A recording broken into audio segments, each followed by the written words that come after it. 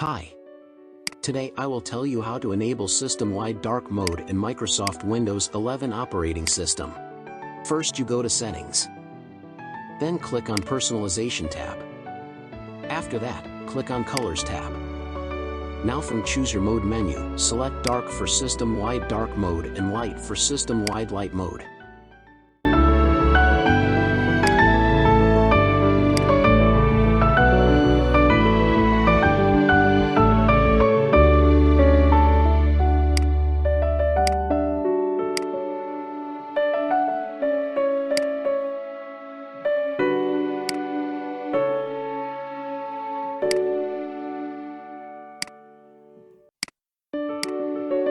That's all. Hope you will enjoy this video. Do not forget to like and subscribe.